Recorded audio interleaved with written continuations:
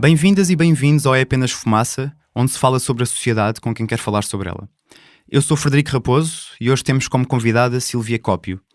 Foi museóloga, é investigadora na área da conservação preventiva, é facilitadora de meditação e presidente da MEL, Movimento Educação Livre, uma associação de promoção de modalidades alternativas de educação. Atualmente dedica-se ao ensino doméstico dos seus filhos. Bem-vinda. Obrigada, Frederico, sim. É com muito gosto que estou aqui hoje e pronto, é sempre um gosto para mim poder colaborar para desmistificar algumas coisas sobre o ensino doméstico e sobre outras possibilidades de educação. Obrigada. Homeschooling? Homeschooling? Mas o que é isso? Bem, mas também parecia não haver grande perigo, portanto, fomos espreitar, só para ver o que era aquilo. E descobrimos que, em Portugal, aquilo chama-se ensino doméstico. E até descobrimos que é legal e tudo. E que não é nada complicado. Basta pôr uma cruz no boletim de matrícula. E pronto, assim os pais assumem a responsabilidade pela educação dos filhos. Ideia estranha isto, não? Aquilo que acabámos de ouvir é um excerto da apresentação de Cláudia Sousa, psicóloga e fundadora da Associação Movimento Educação Livre, no TEDx Lisboa, em 2014. O que é isto do homeschooling, do ensino doméstico? Então, do meu ponto de vista, é a possibilidade, por excelência, de podermos dedicar tempo aos nossos filhos, de poder estar com eles, de acompanhar o seu crescimento, a sua educação e ter uma palavra muito forte naquilo que vai acontecendo no seu dia-a-dia. Na legislação diz que é a possibilidade da criança aprender no seu domicílio, mas na verdade nós em Portugal passamos muito pouco tempo dentro de casa. O Ministério da Educação define o ensino doméstico como aquele que é lecionado no domicílio do aluno por um familiar ou por pessoa que com ele habite. Exatamente, é o que está na lei de bases desde o início, sim. No entanto, isso é muito literal, não é? Nós não temos a pretensão de encerrar os nossos filhos no nosso domicílio. Obviamente que há muita coisa que se passa dentro de casa, naquilo que é a rotina normal de uma criança com a sua família, não é? Há coisas muito engraçadas que se passam, como por exemplo a observação da confecção dos alimentos, um gosto pela cozinha, o perceber que, sei lá, que há uns tempos as meias estavam rotas e como é que se cosem as meias. Portanto, há muita coisa que acontece a outro nível que nós nem sempre estamos habituados quando a criança passa o dia na escola. Mas é tão simples quanto viver no dia-a-dia, ir à rua, ir ao parque, encontrar-se com os amigos, ir à mercearia, fazer atividades no museu, fazer viagens, ter a possibilidade de ir a outros países com outro horário. É uma diversidade enorme. O ensino doméstico é difícil de definir porque é uma enorme diversidade de possibilidades. Uhum. E é uma ideia estranha, como sugeria a Cláudia Sousa nesta apresentação que acabámos de ouvir? Para mim, não. Se calhar no início, sim, não é? Eu, como muitas famílias, sou um dos casos que, quando os meus filhos o meu filho mais velho atingiu a idade escolar, já agora sou mãe de três rapazes. Mas, como eu dizia, quando o meu filho mais velho atingiu a idade escolar, eu nunca tinha ouvido falar noutra coisa que não fosse a escola. Foi essa a minha educação, era essa o meu circuito social todo tinha a ver com a escola. Portanto, nunca tinha pensado noutra possibilidade. Mas quando surgiu a ideia, quando uma amiga me perguntou com muita convicção, não percebo, Silvia, com o teu perfil, porque é que tu tens os teus filhos na escola? Eu disse, porque é obrigatório. Respondi eu na altura, já lá vão 7 anos. Isto aconteceu há 7 ou 8 anos. E era obrigatório? Não era obrigatório. Eu, como mãe informada, que achava que até era uma mãe bastante informada, não tinha esta informação. Ou não tinha tido, se calhar, a necessidade de a procurar. E daí também agora dedicar muito do meu tempo a distribuir informação, a facilitar informação. Porque acho que uma das coisas que todas as famílias têm direito é esta informação. A informação de que isto é normal, possível, natural, simples, não tem nada de muito complexo. É apenas outra forma de organização social, familiar, etc. E a verdade é que descobriste que de facto era possível o ensino doméstico, que não era uma coisa ilegal, e então tomaste a decisão de de ter os teus filhos nesse regime de ensino. Queres falar-nos um bocadinho sobre Sim, a tua experiência? Posso falar, sim, e até com gosto. Sim, não foi de repente, não é? Não foi de repente. E uma coisa que eu agora já não sinto, mas não quero esquecer que senti, porque é isso que sentem muitas famílias que nos procuram, que procuram a Mel, é que no início, apesar de eu achar que era uma ideia apaixonante, eu senti muitos medos. Senti medos de tomar uma decisão que não era só para mim, era uma decisão para os meus filhos, não é? Não era a mesma coisa que decidir um novo emprego ou uma nova casa. Era alguma coisa que iria influenciar a vida de pessoas que eu amo incondicionalmente. Mas a minha convicção era tão grande, apesar dos medos, que foi um pouquinho quase um lançar-me de paraquedas e ver o que é que dava.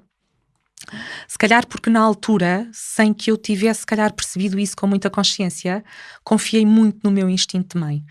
Então isso é o que mudou, é que eu passei a confiar mais no instinto de mãe e acredito muito que o instinto na nossa sociedade ocidental é alguma coisa que não está muito valorizada, mas que às vezes há coisas que acontecem só porque nós sentimos com muita força que é o melhor para os nossos filhos. E assim começou a aventura. Primeiro com o filho do meio, depois correu tão bem que fiz o mesmo com o filho mais velho, que também já estava na escola, e por último o filho mais novo. Mas o que é que levou à decisão? Porquê é que houve a necessidade de sair da escola e passar a educação para casa?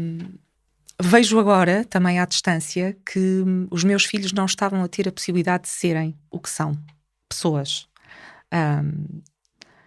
Passava-se muito tempo a estudar matérias, a fazer trabalhos de casa, não havia tempo para praticamente nada. Não havia tempo, às vezes, para um simples jantar em casa dos avós, não havia, se alguém fazia anos, mesmo ao fim de semana. Ao fim de semana havia projetos de tudo e mais alguma coisa. Tudo coisas ótimas, maravilhosas, mas que em quantidade não funcionam. Bem, eu disse tudo maravilhosas, não é bem assim, está bem? Estou a ser um bocadinho simpática demais. Nem tudo era maravilhoso. Mas a verdade é que também eu não tinha, eu na altura não tinha a ideia de que tudo estava a correr mal, apesar de algumas coisas estarem a correr mal, mas não tudo. E começámos a perceber, eu e o meu marido, que alguma coisa tínhamos que fazer porque a desmotivação para a aprendizagem era muitíssimo acentuada. Então, qualquer coisa como o que é que está a acontecer com estas crianças que são tão criativas, os meus filhos são muito criativos, aliás, como eu acredito que são todas as crianças, o que é que está a acontecer com estas crianças que, de repente, crianças tão felizes, com sorrisos, com vontade de fazer coisas, passado algum tempo estavam apáticas para a vida, sem motivação, desanimadas e com pouco tempo a fazer as coisas que eles realmente gostavam e que são importantes para a vida deles também. Portanto, teve aqui muito a ver com desmotivação por um lado, falta de tempo por outro e essencialmente eles estavam a construir a ideia de que não valiam, porque de facto a escola não reserva muito espaço para as coisas que, no caso dos meus filhos, eram importantes, como as artes e a criatividade, a dança, o canto, a música, o desenho.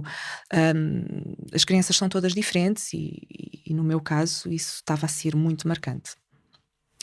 Dentro daquilo que a Direção-Geral de Educação apelida de outras modalidades de ensino, encontra-se o ensino doméstico, mas há também o ensino individualizado, o ensino para a itinerância e o ensino à distância. Queres explicar-nos um bocadinho o que são estas coisas todas? Sim. O ensino individual, que é muito parecido com o ensino doméstico, aliás, os dois artigos que prevêem as duas modalidades estão um a seguir ao outro. Basicamente, no ensino doméstico, a responsabilidade da transmissão dos conhecimentos académicos está na responsabilidade de um familiar que coabite com a criança. No caso do ensino individual, pode ser feito por um professor contratado pela família para assumir essa responsabilidade. E, portanto, o aluno passa a ter a possibilidade de adquirir ou ser auxiliado nas aprendizagens através de um professor.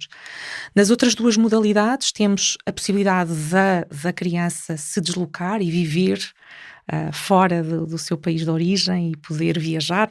Nós conhecemos algumas famílias... Estamos a falar do ensino à distância? No ensino itinerante. Que basicamente é um ensino doméstico, não é? Formalmente é um ensino doméstico, mas onde há a particularidade da família se deslocar em viagem e poder aprender pela experiência do mundo e de outras culturas e de poder estar a aprender com a experiência do local onde estiver naquele momento. No ensino à distância, há a possibilidade de a criança poder estar inscrita numa escola ou num projeto que tenha essa possibilidade e ter um currículo individualizado e estar à distância a seguir um currículo que não é propriamente o currículo neste país. Já agora dizer que em Portugal estão a ser feitos grandes esforços para que sejam aprovadas estas possibilidades destes currículos individualizados através de escolas já com bastante experiência nestas possibilidades e com o valor acrescido de terem já essa experiência, e estamos a ver se consegue que seja uma modalidade tranquilamente aceite, integrando o ensino doméstico aí, ou seja, a criança estando em ensino doméstico inscrita no ensino à distância, poder cumprir um currículo específico para essa criança, em que a criança, assim, pode aprender de acordo com as suas características pessoais. E é muito interessante do nosso ponto de vista isso poder acontecer. Os professores das escolas públicas e privadas, do ensino básico e do ensino secundário, veem o seu desempenho sujeito à avaliação. Segundo o Estatuto da Carreira dos Educadores de Infância e Professores dos Ensinos Básico e Secundário, o modelo de avaliação tem como objetivo a melhoria dos resultados escolares e da aprendizagem dos alunos, assim como a diminuição do abandono escolar, valorizando a atividade letiva e criando condições para que as escolas e os docentes se centrem no essencial da sua atividade, o ensino. Quem ensina uma criança ou um jovem em regime de ensino doméstico devia também ser avaliado? Não. Que bom essa pergunta, eu acho. O conceito de avaliação é um conceito que podia dar uma entrevista sozinha, só para falarmos de avaliação. O que é a avaliação? Nas várias fases da nossa vida em que somos avaliados, quer profissionalmente, quer na escola, quem andou na escola, e quer até mesmo socialmente, não é? Porque nós fomos educados para, quase de uma forma inconsciente, estamos em permanente avaliação. E a nossa postura, sem nós percebermos, está muito a ser, acredito eu, uma postura de consequência desse registro de avaliação. Estamos sempre com algum receio. Se eu cantar, alguém vai achar se eu canto bem ou se canto mal. Se eu fizer um desenho, alguém vai, num guardanapo de um café, alguém vai achar, ai, que bom que desenhas tão bem ou tão mal. E isto está muito enraizado nas nossas gerações e naquilo que nós estamos a aprender. Mas a verdade é que as coisas não precisam de ser avaliadas desta forma. Não estou com isto a querer dizer que não possa haver uma interação entre seres humanos no sentido de qualquer atividade que seja desempenhada, não seja alvo de uma reação pela pessoa que a observa ou que interage, mas não tem que ser por um registro de é bom ou é mau, ou é muito bom ou é muito mau, ou vale 10.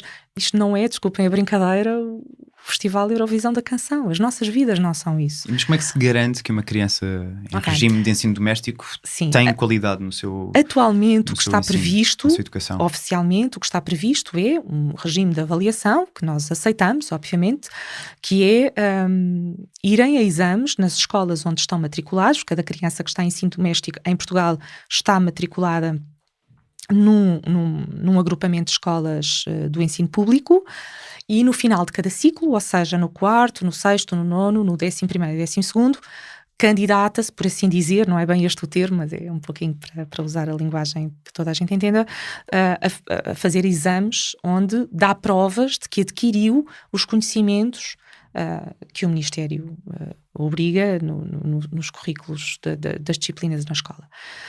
E pronto, tudo bem. Tudo bem, ou menos bem, mas faz sentido que tenham que fazer estes exames?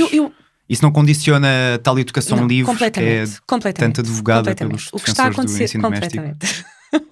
O que está a acontecer na prática é, de facto, as nossas crianças, e estou a falar aqui um pouquinho no geral, estão a adquirir, são crianças que têm muita curiosidade pelas aprendizagens, na sua maioria, adquirem conhecimentos absolutamente estrondosos e não estou a dizer que seja melhor ou pior, estou a dizer é que a dada altura na vida há uma curiosidade natural e acabam por se adquirir conhecimentos muito interessantes para as nossas vidas, para a nossa cultura, para a nossa forma de estar, que depois não são avaliados no formato atual dos exames e, por outro lado, os exames, à conta de terem obrigatoriamente de cumprir o currículo que está estipulado, acabam também por fazer abordagens a matérias que, no nosso entender, não são assim tão relevantes. Deixe-me dizer que esta questão da parte curricular até é uma parte muito, muito transversal à opinião pública em geral, não é? Nós todos estamos muito unidos nesta constatação de que atualmente os currículos que estão a ser ministrados nas escolas, nas disciplinas, têm que ser ajustados, melhor ajustados para já, fazendo uma ligação maior àquilo que é a maturidade da criança. E de facto há muita coisa que deveria ser revista, seja na escola, seja em ensino doméstico ou noutra modalidade. Portanto, isto acaba por ser transversal. Agora, na verdade, e tentando responder melhor à pergunta que me fez, a verdade é que nós sentimos que aquilo que são as valências, as principais valências de estar em ensino doméstico e aprender com a vida, aprender por projetos, desenvolver projetos, poder desenvolver várias atividades fora dos muros da escola, quando chega aos exames, nós acabamos por sentir que ficamos condicionados à resposta àquele modelo de exame. E que se fosse feito com outra modalidade, mesmo admitindo que se mantenham as avaliações... Como é que devia ser feito? Há várias hipóteses e as opiniões dividem-se, mas, por exemplo, vou dar um exemplo muito, muito simples. Por exemplo, um exame de educação visual, 6º ano, ter 50% de interpretação pergunta-resposta, para mim é qualquer coisa, ainda por cima com formação na área das artes plásticas, e é qualquer coisa que considero que está extremamente desajustado àquilo que é a real capacidade de um aluno com aptidão para as artes plásticas e para os conhecimentos visuais. De repente aí fica extremamente condicionado, mesmo quando há uma parte do exame que é desenhar, por exemplo, quando fazemos um exame de ciências e temos alunos que têm tão vastas experiências a desenvolver prática experiencial de laboratório, porque isso acontece muitas vezes, as famílias que estão em ensino doméstico têm muito tempo e disponibilidade para a prática experimental, depois há um desfazamento, não é? Entre aquilo que é a prática. Portanto, há várias sugestões sobre a mesa. Algumas poderia ser a apresentação de trabalho feito, em vez de ser um exame escrito. Isto ainda há algum desacordo entre as famílias que estão em ensino doméstico, que é normal e aceitável, porque somos todos pessoas diferentes e com está-me a faltar a palavra, mas com a riqueza interior de sermos pessoas que refletem sobre estas coisas, mas uma das prioridades podia ser para a apresentação de um portfólio de trabalho, desde que esse portfólio não fosse condicionado àquilo que a escola imagina que é um portfólio. Portanto, teria que haver uma abertura para que o portfólio fosse de facto avaliado em função das atividades feitas e não fosse um registro, um cumprimento de uma espécie de reprodução do que se faz na escola. Nós não queremos que o ensino doméstico seja uma reprodução da escola em casa. Logo, tem que haver esta aceitação, ou deveria haver esta aceitação de uma certa adaptação. Mas acaba por ser, tendo em conta que no final dos ciclos, como os outros alunos, eles têm que os alunos em regime de ensino doméstico têm que submeter-se aos exames nacionais. E já agora no site da associação pode ler-se que os pais não precisam de ser professores para ensinar os seus filhos a aprender. O que é preciso então? É preciso ser-se. Essa também é uma ótima pergunta, porque no início também aconteceu comigo e chegam-nos muitos pais que quando optam pelo ensino doméstico no início ficam um pouquinho perdidos. E agora o que é que eu faço? É perfeitamente natural. O nosso hábito é um hábito e a nossa experiência maioritariamente é uma experiência de escola. Portanto, é natural que assim aconteça. Não estou a dizer também que aconteça com toda a gente. O que tem que acontecer, na minha modesta opinião, porque também é muito uma resposta da opinião, é apenas a pessoa ficar focada na sua relação pai-filho, ficar atento, não se distrair, não desviar o foco durante o período do ensino doméstico para outra coisa que não seja o crescimento do seu filho. Não estou a dizer com isto que os pais não tenham direito e não o devam ter tempo só para si. Portanto, não estamos a falar aqui de termos as nossas vidas pessoais completamente absorvidas pelo tempo dos nossos filhos. Também não é isso, até porque passa a haver muito tempo, deixa de haver horários, portanto passa a haver muito tempo para se fazer muita coisa. Mas efetivamente o foco tem que ser o crescimento dos filhos, aquilo que está a ser a necessidade ou não da criança naquele momento. E depois é preciso, se calhar, um pouquinho de imaginação, acredito eu. Ok, eu tenho uma criança agora que está com um interesse particular, por exemplo, em astronomia. O que é que eu vou... Eu não sei nada... Estou a dar um exemplo, mais uma vez. Eu não sei nada de astronomia. O que é que eu vou fazer para permitir que o meu filho aprenda coisas sobre astronomia? Então é preciso, se calhar, procurar museus, procurar amigos que tenham... O espírito comunitário de quem está em ensino doméstico é muito forte. É muito fácil, quando nós estamos em rede, encontrar um outro pai, uma outra mãe que acaba por nos ajudar a ir ao encontro daquilo que não são as nossas valências e vice-versa. Portanto, há muitas trocas também de experiências e muito trabalho de grupo também, muita coisa que se faz em conjunto. Numa notícia do Jornal Público, de junho de 2014, podemos ler o seguinte relato. Começa com as pontas dos dedos adormecidas, depois sinto-me com falta de ar, os músculos contraídos, sem conseguir andar e choro compulsivamente.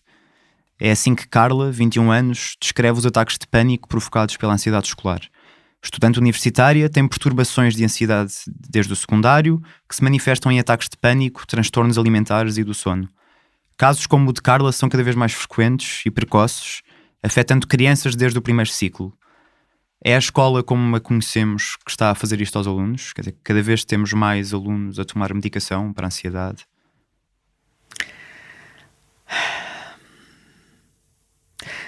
Eu quero começar por dizer que parte da nossa atividade prática, Mel, é em defesa de uma escola melhor.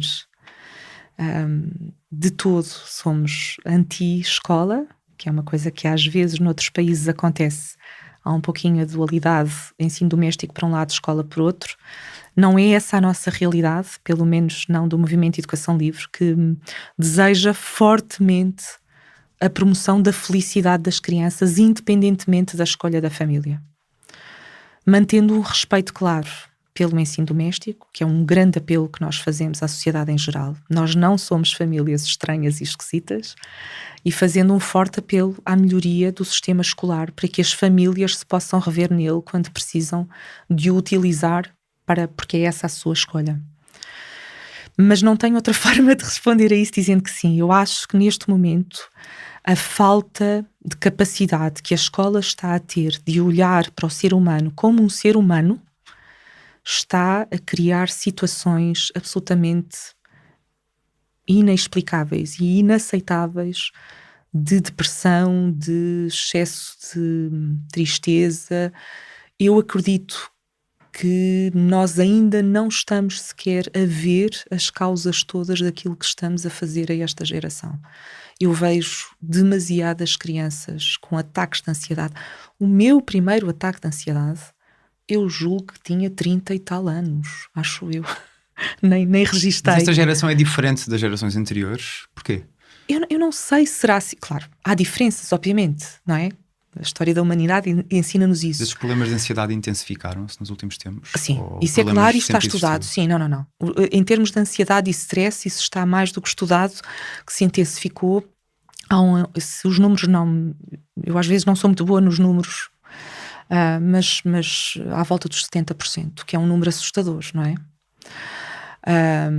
Portanto, sim, intensificou-se. Quando dizes 70%, está a dizer que 70% de crianças com situações de fragilidade emocional dentro das escolas. Ou seja, que já tiveram experiências de ansiedade, depressões, falta de sono, distúrbios alimentares. E para minha surpresa, isso começa muito cedo. Começa logo no primeiro ano de escola. Eu não consigo aceitar isso como ser humano. Aqui vou ser muito radical, se calhar, nas palavras. Não consigo entender como é que nós sociedade, nós sistema, nós políticos, nós médicos e terapeutas, estamos a aceitar que isso aconteça desta forma. Na verdade, eu acho que não estamos a aceitar, mas não estamos a saber resolver. Porque aquilo que eu vejo nas escolas, quando vou aos encontros sobre educação, é que o desejo de mudar, o desejo de melhorar, existe em todos nós.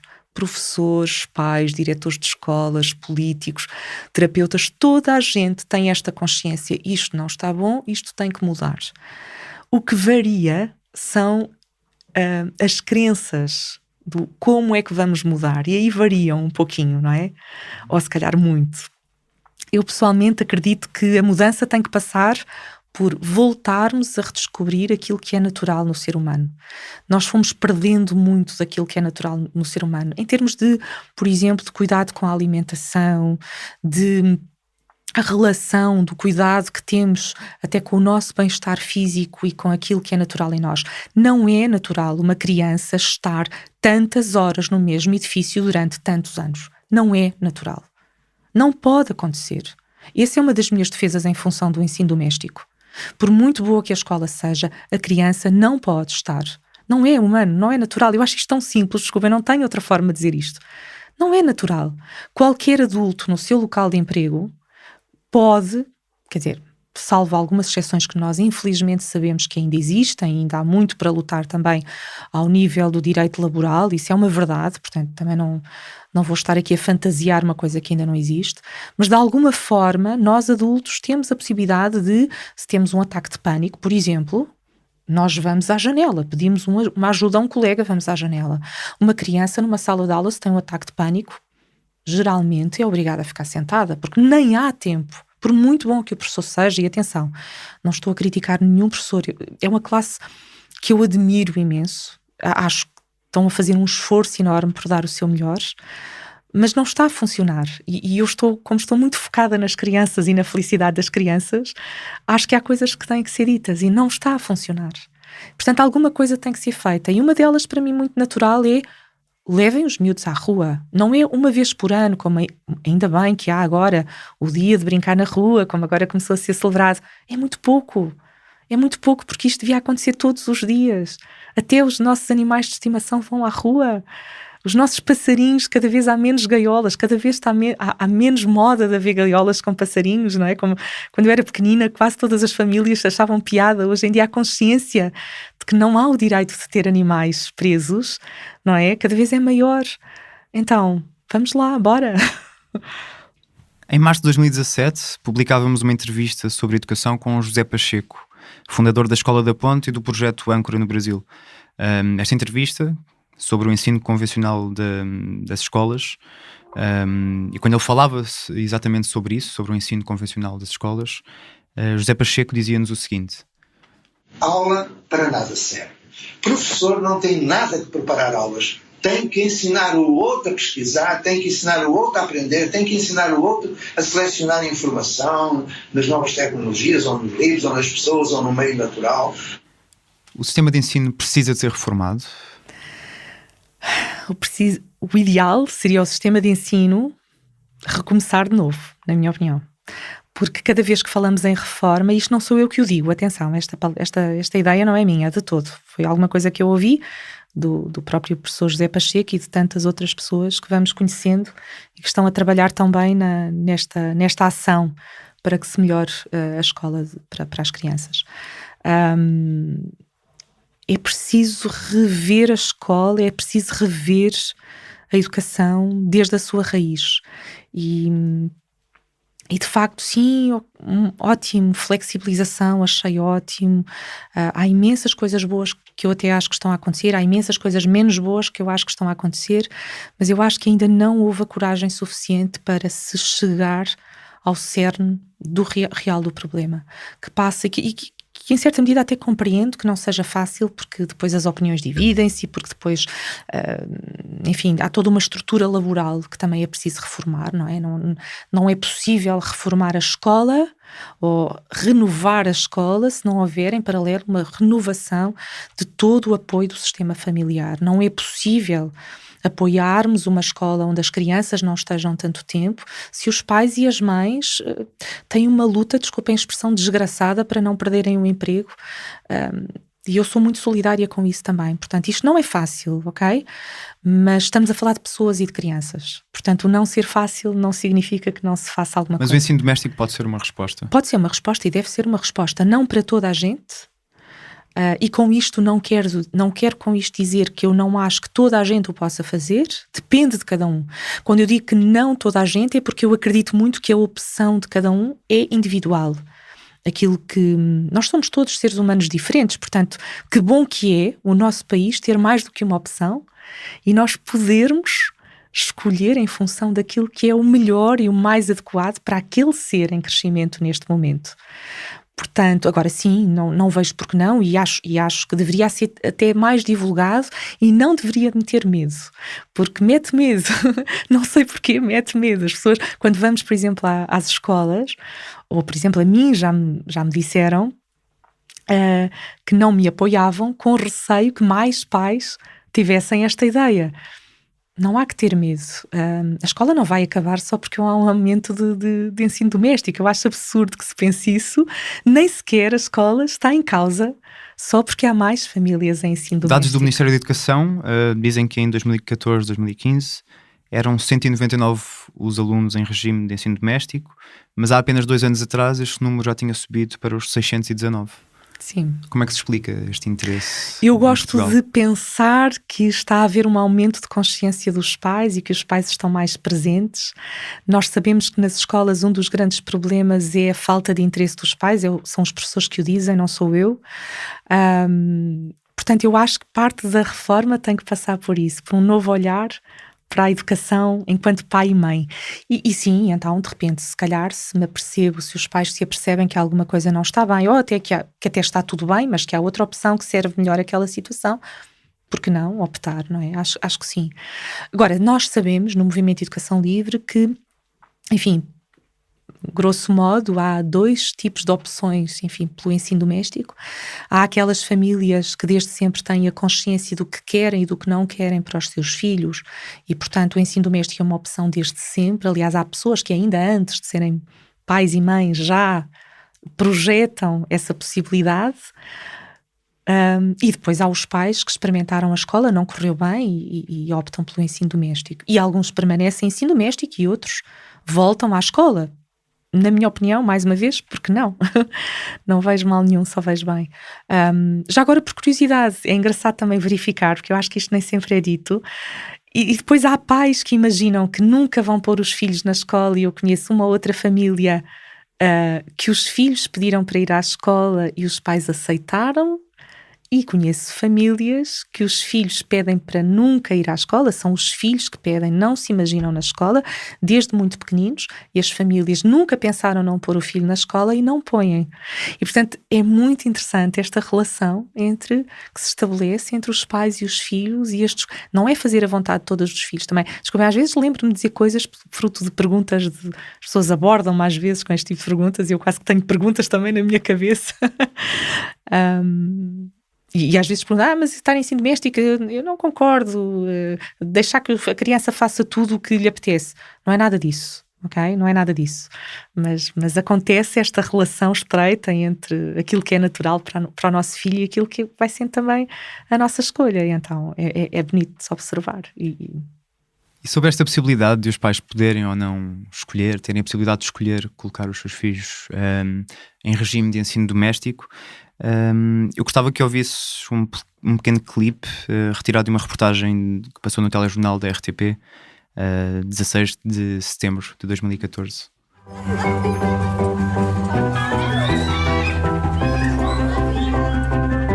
Timo e David não vão à escola. O mais velho dos irmãos estaria agora a iniciar a 2ª classe, mas os pais, Agnes e Álvaro, pensaram muito, leram e documentaram-se ainda mais e decidiram que os 2 ficariam em casa, sem professor, sem aulas, sem avaliações. Ficar em casa é educar os filhos.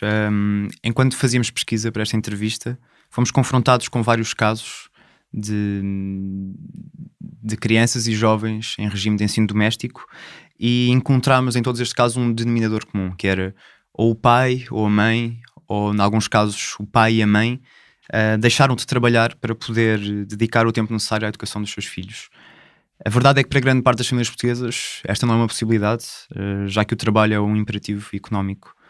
Aquilo que eu te pergunto é se é preciso deixar de trabalhar para acompanhar a educação dos filhos em regime doméstico. Os casos são muito variados. Talvez sim ou talvez não. Eu tive que deixar de trabalhar, ou melhor, eu optei por deixar de trabalhar. Achei que no meu caso era mais equilibrado. Embora não tenha deixado de trabalhar a 100%, portanto há sempre uma forma de se trabalhar a partir de casa, enfim, há coisas que se conseguem arranjar ou não. Eu respeito imenso as famílias que encaixam nessa descrição do imperativo do trabalho. Conheço 3 ou 4 casos de famílias que desejariam imenso fazer ensino doméstico e não encontram uma forma porque as dificuldades financeiras são muito grandes e os dois, mesmo trabalhando os dois, já se torna difícil. Gostaria também de dizer que, geralmente, para quem opta pelo ensino doméstico, há um paradigma associado, mais uma vez, não para todas as famílias, eu nunca estou aqui a falar de todas as famílias porque a diversidade é muito grande, mas verifica-se uma reforma no estilo de vida da família. Ou seja, aquilo que era preciso comprar ou adquirir ou ter quando a criança está na escola deixa de ser necessário. E é enormemente diferente. É indescritível a forma como isso acontece de uma forma...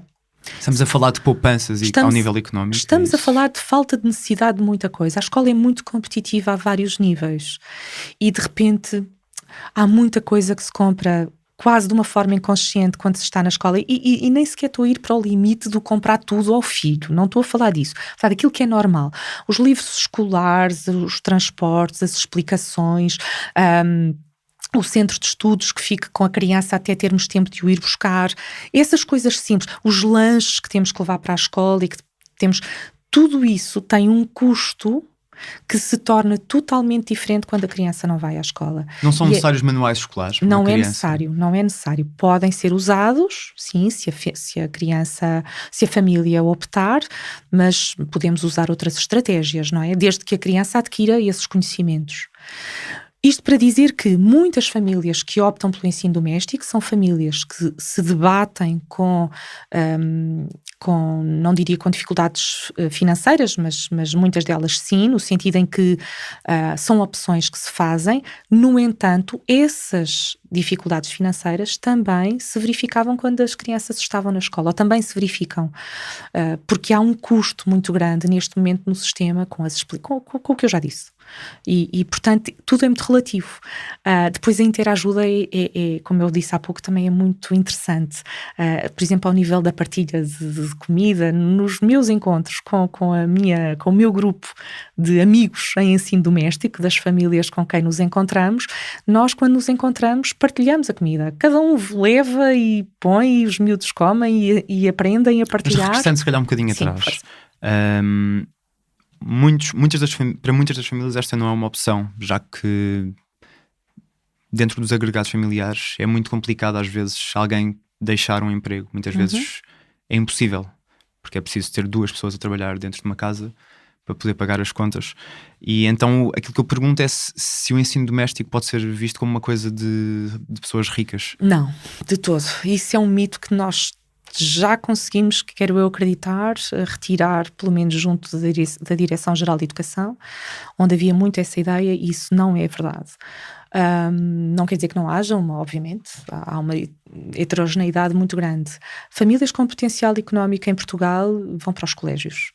Ensino doméstico em Portugal é feito com muito sacrifício. São famílias que deixam mesmo, que optam, por exemplo, por vender casas, para ir para uma casa mais pequena, porque acreditam que a educação desta forma é melhor do que ter uma casa com mais espaço, por exemplo, ou optaram por não ter carro, não ter automóvel, não ter televisão. Os exemplos são inúmeros. Agora, claramente não. E é uma pena até que não haja algum apoio equitativo àquilo que acontece na escola. Isto é um assunto tabu entre nós não ensino doméstico, mas o custo da criança na escola, mais uma vez não sou muito bom em números, não me recordo, não é comparticipado. As famílias não têm qualquer apoio para assumirem esta responsabilidade.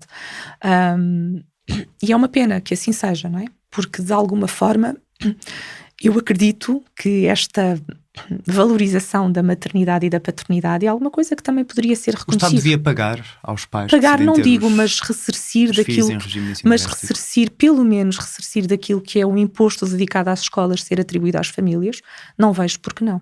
Tal e qual como os professores reivindicam o respeito pela sua profissão, e eu acho que são merecedores desse respeito, também os pais e as mães estão a perder muito respeito pelo papel da maternidade, e isto é menos falado. E eu acho que nós deveríamos voltar a esse respeito pela maternidade. Mas uma ajuda pela do Estado ia paternidade. ajudar a democratizar o acesso ao ensino Claro que sim, doméstico. claro que sim. Claro que sim, isso não... Sim. E na prática, para quem está interessado no ensino doméstico, como é que isto funciona para quem quer ingressar? Basta, como ouvimos no vídeo no início desta entrevista, pôr uma cruz no boletim da matrícula? Qualquer criança pode ingressar nesta modalidade de ensino? É preciso que um familiar que habite com a criança, um deles, tenha as habilitações necessárias para poder integrar o ensino doméstico. E neste momento a lei em vigor obriga apenas a que esse familiar tenha as habilitações um ciclo acima do ciclo que a criança está a desenvolver neste período. No entanto, faço aqui a ressalva de que a qualquer momento esta regulamentação pode vir a ser alterada, portanto convido as pessoas que têm interesse a manterem alguma atenção àquilo que pode surgir ou até entrar em contacto connosco, Movimento de Educação Livre, é para isso que nós existimos, portanto, mas em termos logísticos é isto, não é? Administrativo-logísticos é isto. É fazer a matrícula, preencher a cruzinha, entregar o certificado de habilitações do familiar que corresponde àquilo que está previsto na lei. E depois enfim, começar a desenvolver, mesmo com os medos que eu disse há pouco, mesmo com as inseguranças, mas com a convicção de que quando fazemos escolhas por amor, o amor vence tudo. Aquilo que eu vou ler agora é um excerto da obra de 1971, Sociedade Sem Escolas, de Ivan Illich, filósofo, crítico das instituições da cultura ocidental. Pobres e ricos dependem igualmente de escolas e hospitais que dirigem as suas vidas, formam a sua visão de mundo e definem para eles o que é legítimo e o que não é. O medicar-se a si próprio é considerado irresponsabilidade, o aprender por si próprio é olhado com desconfiança, a organização comunitária, quando não é financiada por aqueles que estão no poder, é tida como forma de agressão ou subversão. A confiança no tratamento institucional torna suspeita toda e qualquer realização independente. Em toda a parte, não apenas a educação, mas a sociedade como um todo precisa de ser desescolarizada. O ensino doméstico é um bocadinho disto, é uma forma de subversão, de uma forma de contrariar a instituição escolar e os conhecimentos que ela quer trespassar. Pode ser, mas eu não vejo necessariamente como tendo... Não tem que ter isso como objetivo. E aquilo que vou conhecendo em Portugal, não tenho noção dessa realidade de forma tão vincada. Talvez em alguns aspectos como questões alimentares, por exemplo, ou questões de opção de estilo de vida, não é? Sim, obviamente, se eu não quero, e não sou eu, mas se uma família não quer que a criança ingira nenhum açúcar, porque está demonstrado que não é saudável, pode optar, a escola pode ser um problema, se isso for fundamental para a família. Não creio que exista um fundamentalismo generalizado e massificado sobre essa postura, como é descrita. No entanto, também é verdade que, de alguma forma, quem está a optar pelo ensino doméstico está em profundo desacordo com aquele mal-estar que falávamos há pouco que acontece nas escolas. Então, nesse sentido, não vejo porque não assumirmos que sim, que há aqui no sentido de não desejar o cultivo desse mal-estar. A criança não precisa de experimentar estar mal para ficar bem na vida. Nós acreditamos ao contrário. É isto. No início de setembro, numa casa de tábuas de madeira, situada a 43 acres de uma pequena vila no norte de Vermont, 2 rapazes acordam. São irmãos. O mais velho tem 12, o mais novo 9, e acordam para um dia que mal emergiu da escuridão. Ainda não é outono, mas o ar já começou a mudar. As suaves noites do final do verão estendem-se e esfriam-se para a estação que está para chegar. Fora da janela do quarto dos rapazes, as folhas das árvores começam a cair. A escola está de regresso e já assim está há 2 semanas ou mais, mas os rapazes estão sem pressa, vestem-se devagar, com calma. Pelas 6h30 e com os primeiros raios de sol a aparecer por entre o nevoeiro ao nível do chão, os rapazes estão lá fora. A dada altura, na próxima hora, um autocarro escolar amarelo vai passar junto à passagem que liga a quinta à estrada da vila. Os rapazes não vão prestar atenção ao autocarro. Há um nome para o tipo de educação que Finn e Rai estão a receber. Chama-se unschooling, embora a Penny e eu nunca tenhamos gostado particularmente do termo. Mas aprendizagem autocontrolada, permitida pelos adultos, no contexto dos seus particulares interesses, não soa tão bem, pelo que fica então unschooling. A melhor forma de o explicar talvez seja dizer que todo o unschooling é ensino doméstico, mas nem todo o ensino doméstico é unschooling. Enquanto a maioria das crianças em regime de ensino doméstico segue um currículo estruturado, os unschoolers, como o Finn e o Rai, têm autonomia quase total sobre os seus dias. Com idades que os colocariam no 7º e 4º anos, calculo generosamente que os meus rapazes não passem mais de 2 horas por mês sentados a estudar as matérias, como ciência e matemática, que são universais à educação convencional. Não são 2 horas por dia ou até por semana, são 2 horas por mês. Esta é uma tradução de um excerto do artigo We Don't Need No Education, Não Precisamos de Educação, publicado por Ben Hewitt, o pai de Finn e Rai, na revista Outside, em agosto de 2014. O que é isto de que se fala neste artigo, unschooling? Ou se quisermos traduzir o termo, desescolarização. É exatamente aquilo que está aí descrito, é a possibilidade da criança aprender naturalmente, sem nenhum momento de aprendizagem formal. Também está demonstrado, e nós sabemos, que o ser humano tem uma aptidão biológica e natural para a aprendizagem. Nós assim que nascemos, aprendemos a mamar, sem ninguém ensinar. Passados uns meses, aprendemos a sentar-nos, depois aprendemos a andar, e até uma certa idade é até ridículo para nós pensarmos que algum adulto se sentaria com uma criança a dizer: olha, agora vais mexer o pé desta forma e depois a perna daquela e equilibras-te daquela maneira. A aprendizagem surge. Então, o unschooling é, por assim dizer, uma forma de aplicar na vida prática esta forma natural, esta aptidão natural que o ser humano tem para aprender. O ser humano tem, de facto, uma capacidade de aprendizagem, de automotivação absolutamente indescritível e que nós nos desabituámos de ver precisamente porque somos escolarizados e então aprendemos ou só temos os exemplos, só observamos à nossa volta os exemplos de aprendizagem formal. Eu tive o privilégio de, na semana passada, ter estado presencialmente com o André Stern, que é um unschooler de 30 e poucos anos, nunca teve um momento de aprendizagem formal na sua vida, nunca teve uma avaliação na sua vida. Ele disse até na brincadeira que teve para fazer a carta de condução, foi o único momento de avaliação. Ele neste momento tem filhos, é um grande exemplo entre muitos outros que eu poderia dar, mas como tive com ele pessoalmente, obviamente para mim é mais apaixonante falar dele, assim como podia dar o exemplo da Agnes aqui em Portugal e tantos outros que são pessoas que dão a cara por esta forma de estar na vida. Eu diria mais de estar na vida do que de aprendizagem, uma vez que a aprendizagem tem outra conotação. E a verdade é que, por exemplo, o André Stern é um músico de sucesso, é alguém que aprendeu a tocar guitarra e que aprendeu de uma forma diferente. Alguém lhe perguntava, mas como é que aprendeu sem não ter tido um único momento? Certeza que teve a dada altura alguém a explicar-lhe. E ele respondia: bom, mas é completamente diferente eu, por observação, perceber como é que se faz e depois fazer as minhas perguntas, e aí sim, ok, as pessoas explicam, do que o processo inverso. Ele dizia: a questão é o condicionar. E ele até dizia uma coisa que me deixou a pensar até a mim como mãe. Ele dizia: quando os pais começam a conversar entre si sobre qual é o bebê que dorme mais horas por noite, começou a escolarização, porque os pais, sem saberem, vão desejar que o seu filho durma mais horas, e isso não é natural.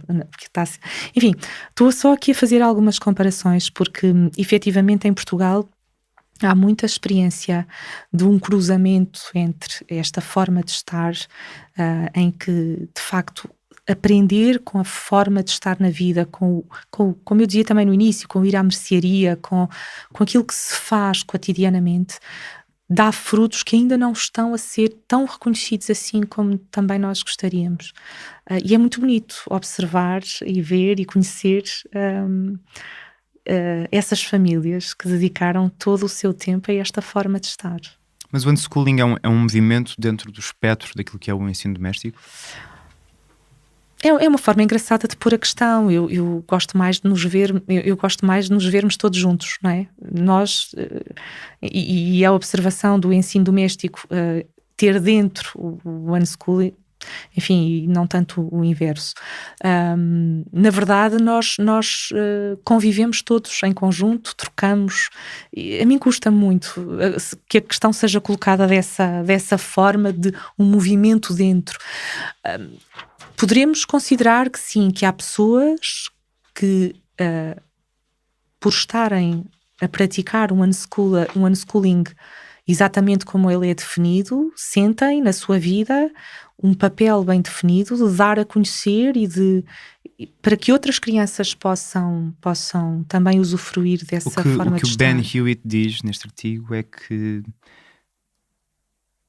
a melhor forma de explicar o unschooling talvez seja dizer, e agora passando a citar, que todo o unschooling é ensino doméstico, mas nem todo o ensino doméstico é unschooling. Sim, exatamente. Isso é uma boa forma, julgo eu, de se explicar, sim, porque dentro do ensino doméstico há famílias que quase, é o que dizia que não é suposto reproduzir a escola, mas eu conheço uma ou duas que quase que fazem a reprodução das matérias dentro de casa, tudo bem também, acho ótimo se for essa a escolha da família, até ao espectro oposto, não é? Em que, como a Agnes, que é assim a pessoa mais conhecida em Portugal, que de facto não condiciona os aspectos formais. Eu só estava a dizer é que gosto mais de ver tudo como uma grande comunidade de famílias que defendem uma outra forma de estar em família, independentemente de depois da metodologia de aprendizagem, por assim dizer. Os unschoolers não vão gostar que eu diga assim, porque não há aprendizagem, mas só para me fazer entender, independentemente da forma como se acredita que a aprendizagem vai acontecer na vida da criança, aquilo que a mim me agrada de sentir em todos os promotores do ensino doméstico, unschoolers, menos unschoolers, etc., é que somos todos pessoas que defendem e que praticam uma outra forma de estar em relação familiar e em relação comunitária, em relação uns com os outros. Mas reveste particularmente no unschooling? Particularmente não, e sim, ou seja, os meus filhos entraram na escola e, portanto, eu faço um ensino doméstico onde eu sinto que tenho que redefinir com eles alguns aspectos, como, por exemplo, a motivação, etc. O que queres dizer com os teus filhos entraram na escola? Todos os meus filhos tiveram pelo menos 2 anos de experiência escolar, ok? Cada um no seu momento. E, portanto, eu tive que trabalhar com eles, como eu também disse no início, a questões de motivação, de remotivação, de voltarem a ter motivação. E então, a partir daí, eu senti no início alguns condicionalismos a um estilo de vida completamente unscolarizado, desculpem a expressão. Mas posso dizer que, como acredito que eu tenho 3 filhos, como disse há pouco, como acredito muito que cada um deles é um indivíduo individual, desculpem aqui o pleonasmo, eu posso dizer que com um dos filhos eu toco bastante o unschooling com ele, ok? No sentido em que não há muitas aprendizagens formais, mas por respeito para com as famílias que eu conheço que praticam realmente o unschooling, eu prefiro não me definir como uma unschooler para que as coisas não sejam confundidas, mas também não faço um ensino doméstico como às vezes as pessoas imaginam lá em casa de reprodução da escola, de todo. Aliás, não uso fichas, não uso livros, enfim. Num artigo intitulado O papel da escola no processo de socialização infantil, de Juliane Calegaro Borsa, doutorada em Psicologia, lemos: a escola influi em todos os aspectos relativos aos processos de socialização e individuação da criança, como são o desenvolvimento das relações afetivas, a habilidade de participar em situações sociais, a aquisição de destrezas relacionadas com a competência comunicativa, o desenvolvimento da identidade sexual, das condutas pró-sociais e da própria identidade pessoal. As crianças e os jovens não precisam deste ambiente escolar, não precisam do recreio para se confrontarem com várias realidades, para socializar? Obrigada pela pergunta dessa maneira, porque assim é muito fácil responder. Não, não precisam. Não precisam de todo do recreio. Eles só precisam do recreio precisamente porque estão fechados. Porque senão o recreio não precisava de existir. Eu adoro falar da socialização. Era o meu maior medo quando coloquei o meu primeiro filho em ensino doméstico. 2 meses depois, só 2 meses depois, percebi que a socialização acontece efetivamente fora da escola. Dentro da escola, o que acontece também é socialização, porque o ser humano socializa sempre. O ser humano só não socializa se estiver numa solitária daquelas prisões dos Estados Unidos que tem aquelas gaiolas almofadadas. Porque ou se for alguém abandonado na CFI, já estou um bocadinho a brincar outra vez. A socialização acontece sempre. Portanto, essa questão da socialização na escola ou fora da escola é um mito do tamanho Mas do não há o Minotauro. perigo de uma criança que esteja em regime de ensino doméstico ficar dentro de casa, não sair das 4 paredes, não socializar, Claro não ser que há. confrontado com a realidade? Claro que há. E como é que se Tal e assegura qual que isso como não há um acontece? perigo igualzinho a uma criança matriculada na escola não aparecer na escola durante 4 e 5 meses porque ficou fechada em casa. Eu acompanhei um caso desses há uns anos atrás. Portanto, os perigos existem de um lado e do outro. É uma realidade, não vamos esconder. E eu até consigo perceber que haja uma preocupação para que não aconteçam situações danosas entre as crianças. Ninguém deseja isso, obviamente. Mas efetivamente estamos a falar daquilo que é a socialização propriamente dita. E não, quer dizer, reparem, um pai que saiba, geralmente, que tenha acesso a esta informação de que o ensino doméstico existe e como é que ele tem que ser feito, à partida, por definição, são pais que tomaram as tais opções de vida, de deixar um emprego para fazer sacrifícios, etc.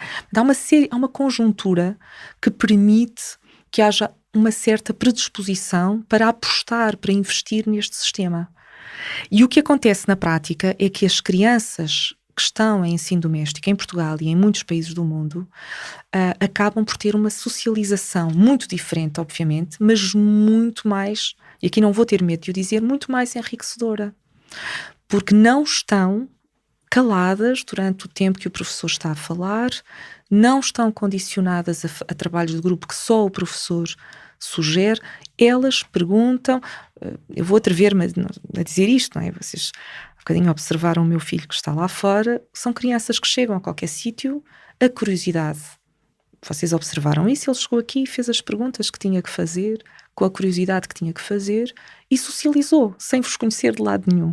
E isso é um bom exemplo do que acontece, não é? São crianças, eu neste aspecto até acho que posso dar o meu testemunho pessoal, no sentido em que crianças, por vezes consideradas tímidas dentro da escola, afinal não são tímidas. E isto é uma descoberta muito interessante, não só para a felicidade deles no momento, como para a sua vida futura.